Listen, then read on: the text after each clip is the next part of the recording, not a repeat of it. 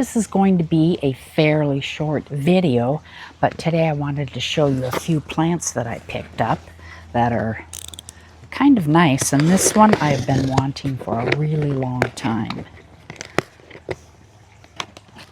All right, if I can get it open.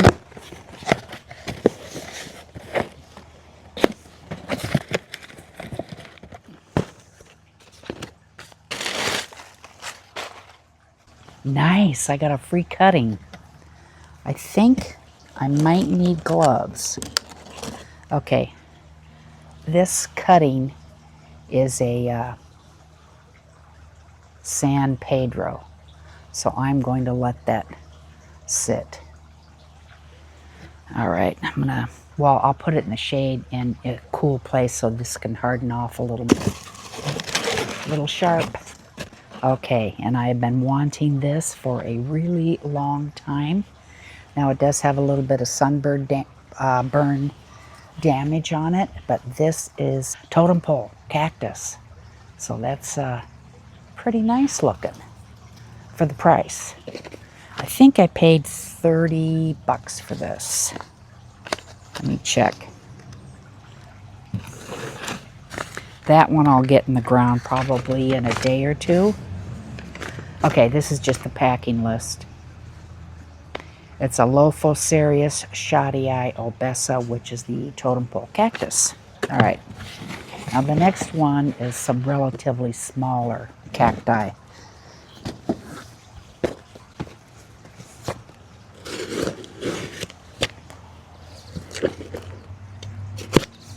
And that totem pole cactus, that's going to go back there behind me.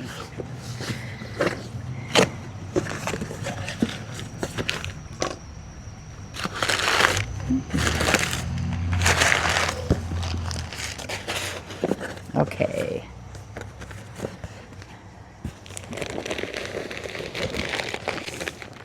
Okay, this first one is Melocactus Azureus. Okay, this is bare root.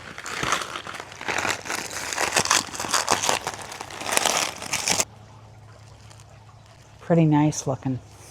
All right, let's see what the next one is. Okay. Ooh, and it looks like it's getting ready to flower. This is Melocactus Matanzanus with cephalphelium. Nice. And I'll give you some close-up shots.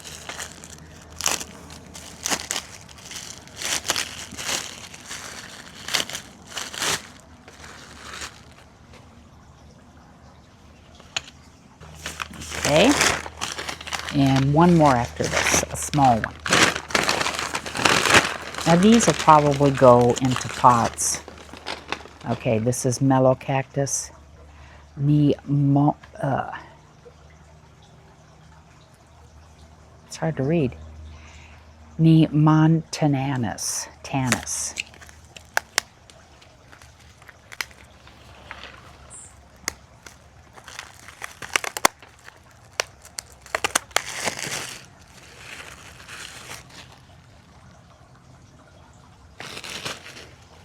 It's nice looking. And lastly,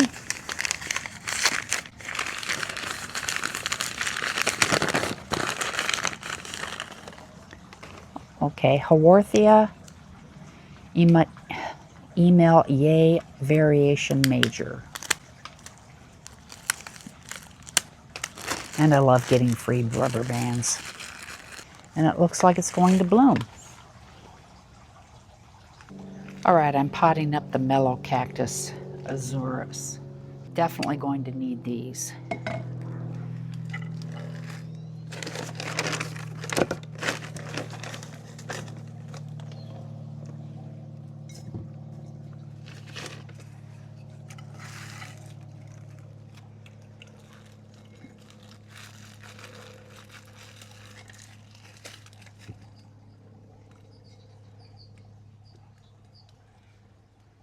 Maybe a little bit higher.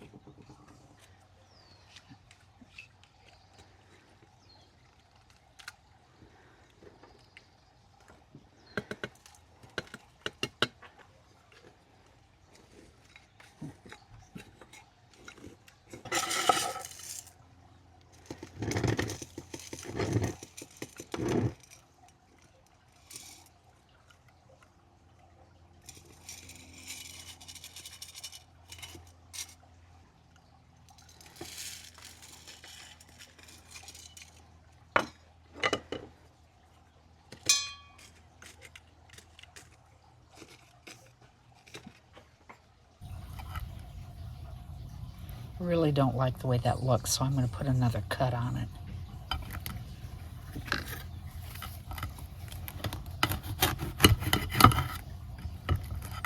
There. Perfect. Nice and healthy. I'm going to wait probably 2 to 3 weeks, possibly a month, to let that harden off, and I'm going to put it in my garage. Yeah. Just don't know what that is, so.